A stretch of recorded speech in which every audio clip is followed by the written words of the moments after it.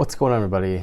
Today I want to talk to you about tax preparer scams and what the hell has been going on lately. I don't know if it's just me, but this year I've been seeing a lot more instances of people bragging or tax preparers advertising that they're getting these huge, massive refunds for their clients. And I'm not talking about like 10,000, I'm not talking about 15,000, I'm talking about 20,000, 30,000, 60,000, even $80,000 for these clients who seemingly just have normal average tax returns.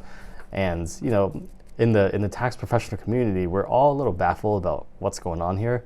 But one thing I want to make sure to put out there is that these refunds, these tax returns, are likely not legitimate. They're likely fraudulent, and I wanted to tell you how you can avoid running across preparers like this, or at least if you do, then at least what you can do to kind of make yourself aware and educate yourself on how you can not work with this person, how you can spot them out of the crowd. So at first glance, you might think, wow, $80,000 refunds, that is a good tax preparer. Like I could use that money.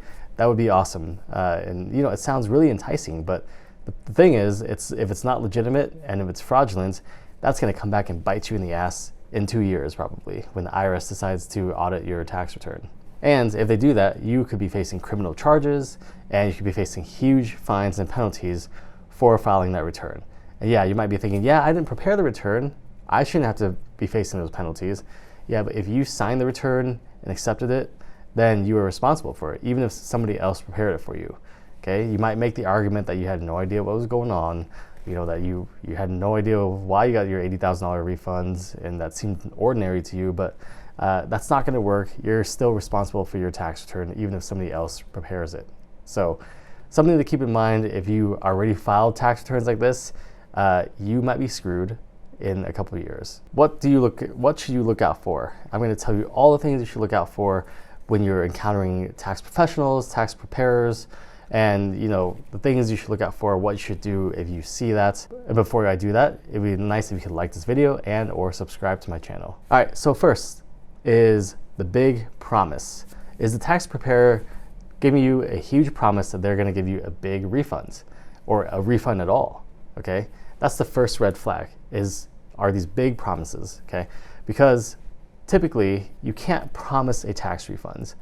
You just can't. You don't know what's going on with the taxpayer. Like, they might have not withheld any money on their taxes, and so they might actually owe taxes legitimately. And if you don't know, a tax refund just means that you paid more throughout the year than you actually owe, so the government is giving you the difference back as a refund. It's not like a bonus or anything. Now, if you qualify for certain tax credits, then that is a bonus, clearly, but those are less common. But overall, a tax refund generally is you paying more than you should have, so you're getting a refund back. So if a tax preparer is promising you a tax refund, that should be a red flag, because A, they don't know anything about you, about your financial situation, and if that's the first thing they say, hey, I can get you the biggest refund out of all these other fools out here, that's a red flag. Okay, so the next thing to look out for is, are they charging you a percentage of your tax refunds? So let's say you have somebody, a tax preparer, charging you 20% of your tax refunds or 50% of your tax refunds. That's another big red flag, okay? Because if they don't promise you a tax refund, charging you a percentage of your tax refund is kind of like an underhanded way of promising you a tax refund, because no one's gonna get paid $0 to do work. It's like, what if you end up owing taxes? Then they're not going to get paid anything because they didn't get your refunds.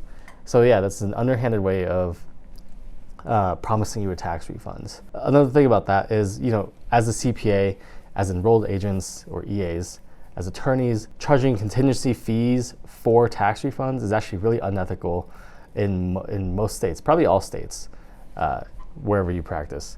But those contingency fees, 20% of your refunds, obviously you would be motivated to get the maximum refunds for your clients, which may seem like a good thing, but it's not a good thing if it's done in an illegal way. So definitely something to watch out for there. All right, the third thing is the bank account, okay? A lot of these tax preparers are making their clients, they're preparing the tax return for their clients, they're getting these huge refunds, and these refunds are being directly deposited into the tax preparer's bank account. Not the taxpayer's bank account, but the tax preparer's bank account, okay?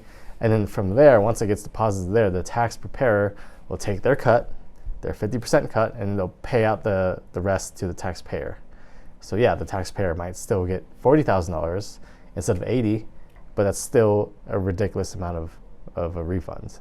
So that's the biggest thing. The tax refund should always go to you directly. It should never go to a tax preparer. It should never go to their mom, their kids, or whatever. It should go to you directly, and you keep the money. If someone's trying to make you deposit into their account and they'll pay you the difference after because of their tax prep fees, that is baloney, okay? Now, there are some services that let you pay tax preparers through your refunds. These are called bank products, and these are actual legit products that are done through actual services. It's not just some shady dude directly depositing your refund into their bank account, okay? These are legitimate products through legitimate services where you can pay the tax preparer's fees through their tax refunds. So big differences there. Just keep an eye out for that kind of thing. And the last major thing to look out for is that all tax preparers, all tax professionals who prepare taxes for other people for a fee, they're required to have what's called a PTIN number. It's a little ID number that the IRS issues to track who's preparing returns for people. Okay, and essentially all your tax returns that are prepared by professionals, the professional should sign their PTIN at the bottom of your tax return, along with their company information or their name, and their address and their PTIN. All that should be at the bottom of your tax return in order for this to be legit. A lot of these preparers who are preparing these returns, they don't have PTINs, or they're not signing it at the bottom of the return. At the bottom of the return, it might say self-prepared. And if you see that on the copy of your return, you better run, because they are doing something shady, or they're doing something illegal. They might not be, maybe not doing something shady. Maybe they're just trying to help you out, but they're not doing it in the right way. The right way is they need a PTIN with the IRS. In order to do that, they need to either take some education classes about taxes, or they need to be a CPA or an EA or an attorney. You can also look them up. The IRS has a website where you can look up, tax practitioners in your area and see if they're a legitimate practitioner. And I'll link that link in the description below, and for you to check out. If there's somebody that you have in question, you can check out the website and look them up in your area. Last thing I want to say is always get a copy of your tax return, and don't let anybody file your tax return without your signature. Okay, if they do that, that's illegal. And also, it kind of keeps everybody accountable. If you sign the return, then you are aware of everything that's going on with the return. You're authorizing them to file the return, then that gives them the okay to file.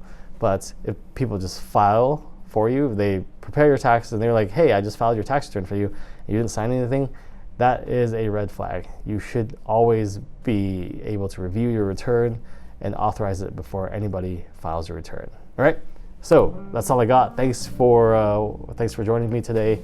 Again, if you liked the video, please hit the like button, and if you want to, and I would appreciate it, if you could subscribe to my channel, that would be amazing. It's been a long break since I've done a long video like this, so it's good to be back. And I hope to see y'all each week. Take care for now, and goodbye. I'm in the mood for a switch up. I hit the function, hit the rose till I hiccup. I hit the stage and leave with money that's a stick up. She picture perfect, so I told him I'm a flick up.